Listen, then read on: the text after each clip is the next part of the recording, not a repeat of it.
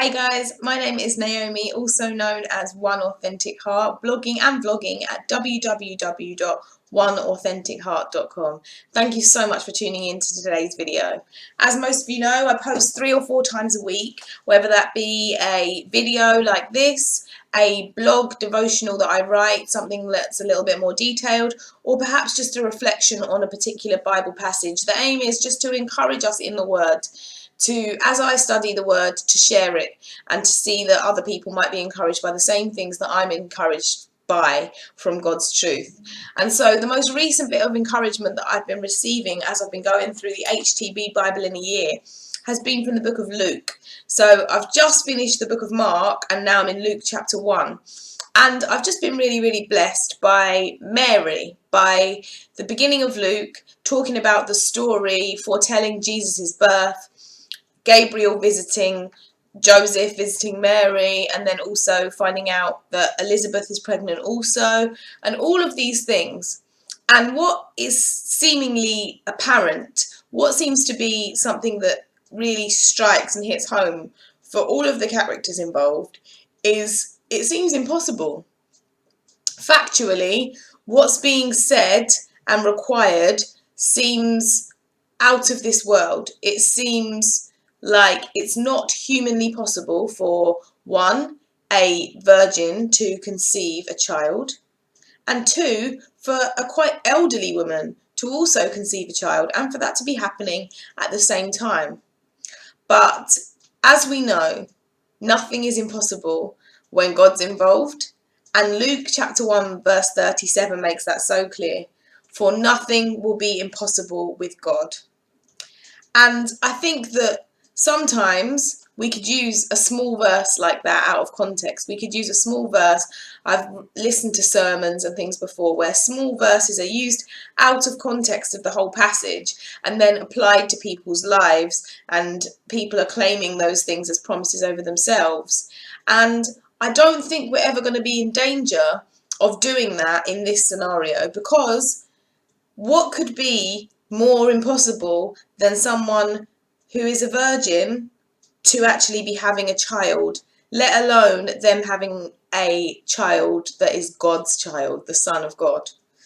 And then also for an elderly woman to also be in the same predicament where they're having a child, and a really important and prominent child as well, and for them to be relatives. And I just think, you know, we're not in danger of taking this verse out of context and applying it to our lives.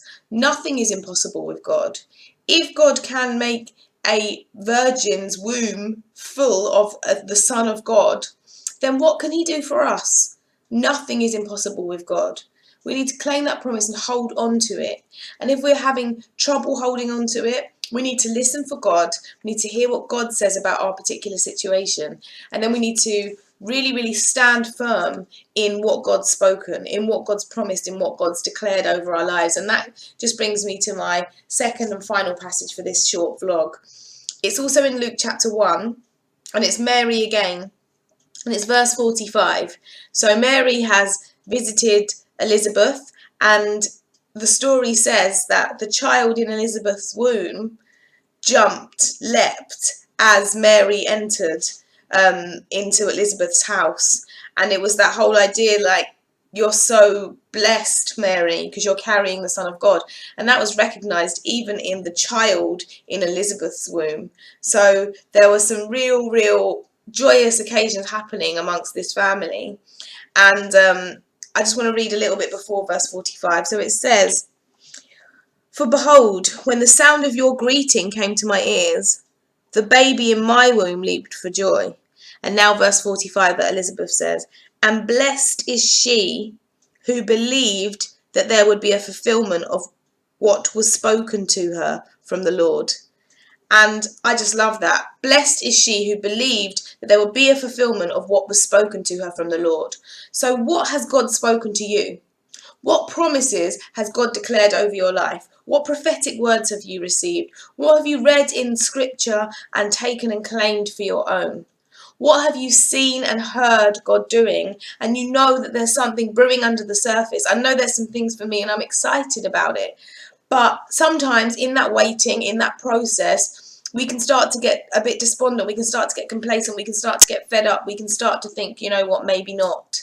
But blessed is she who believes that there will be a fulfillment of what was spoken from the Lord. So Mary, she knew how long she had to wait, essentially, with the 9 months of carrying a child. But we don't often know how long it is that we're going to have to wait for a fulfillment of what the Lord has promised. But will we believe? Will it be declared over us by our friends, by our family? Blessed is she, blessed is he, who believed that there would be a fulfillment? Or do we act in cynicism and criticism and start to get complacent and just think, what's the point? Let's hold on to hope. Let's hold on to the truth that we will be blessed should we believe and trust that God will do what he says he's going to do. Be encouraged, guys. Thanks so much for watching. Take care. God bless. Bye.